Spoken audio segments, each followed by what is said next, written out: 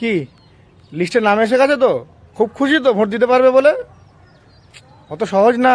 BJP commission, sorry, election commission তোমাকে এত সহজে ভোট দিতে দেবে না। লিস্টে যাদের যাদের নাম এসছে সেই নামগুলো ঠিকঠাক এসছে। আর আজকে গেছিলাম, ওই যে স্লিপ একটা দেয় না, যে স্লিপটা নিয়ে ভোট দিতে যেতে হয়, সেই স্লিপটা দেখছি লোকের এমন এমন নাম এসছে ভাই, না তার লিস্টের নাম আর না তার ভোটার কার্ডের নামের সঙ্গে স্লিপের নামের মিল আছে।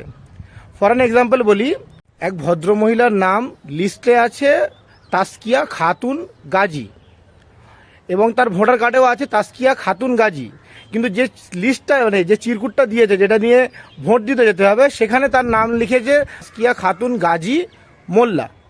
মোল্লাটা কোথা থেকে এলো? কেমন করে এলো? আর একজন ফর্ম 6 ফিল আপ করেছে, তার নামের শেষে মোল্লার জায়গায় মোল্লা এসছে, জফালা চলে এসছে। কোথা থেকে এলো? মানে আমি একটা জিনিস বুঝতে পারছি, আগেকার দিনে যখন ভোটার আই কার্ড হতো তখন কী হতো, মানুষ লেখাপড়া হতো জানতো না, সেখানে গিয়ে বসতো, নিজের নাম বলতো, তারা তাদের মতো বানান লিখে দিত বলে ভুল আসতো।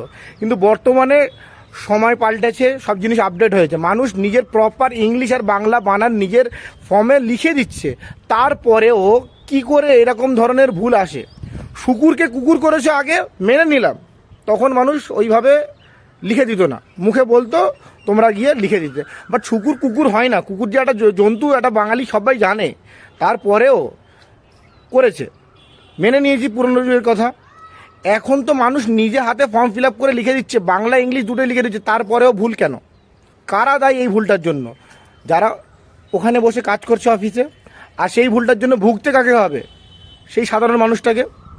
তো এর জবাবদিহি কে করবে? এর জবাবদিহি তো করতে হবে। এখন কি করবে? কোর্টে যাবে, কেস করবে? মানে যাচ্ছে তাই অবস্থা, মানে যে কোনো একটা নাম ভুল বলে দিলেই হয়ে গেল। আর এই নামগুলো ইচ্ছাকৃত করে ভুল করা হচ্ছে যাতে তারা ভোট না দিতে পারে। নাম এসে গেছে অথচ ভোট দিতে পারবে না। এর সঙ্গে আরও বলে রাখি, প্রচুর মানুষ ভোটার আই কার্ডের জন্য অ্যাপ্লাই করেছে এবং তাদের কোনো কারণে রিজেক্ট করে দিয়েছে, এবং তাদের বক্তব্য হচ্ছে তারা প্রপার ডকুমেন্ট দিয়েছে, ঠিক আছে, যে সমস্ত ডকুমেন্টেশনগুলো দরকার প্রপার ডকুমেন্ট দিয়েছে।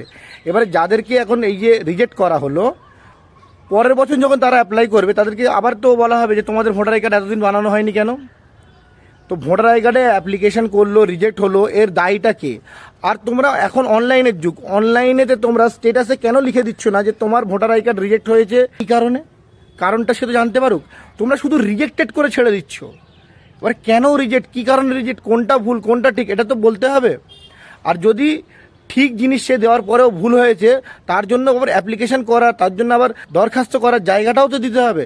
সেটাও তো তোমরা দিচ্ছ না, যে আমরা প্রুফ করতে পারি যে আমরা রাইট ইনফরমেশন দিয়েছি, বাট তোমরা রং ওখানে নাম লিখেছো বা রংভাবে ওটাকে রিজেক্ট করেছো। কি হবে কে জানে।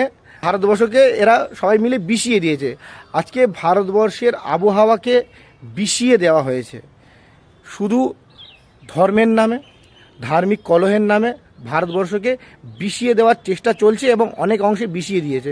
তো আমি বলবো, জনতা, আমার আর তোমার দায়িত্ব হচ্ছে এই বিষাক্ত আবহাওয়াকে আবার পরিশুদ্ধ করে একটি সুন্দর ভারতবর্ষকে স্থাপন করা।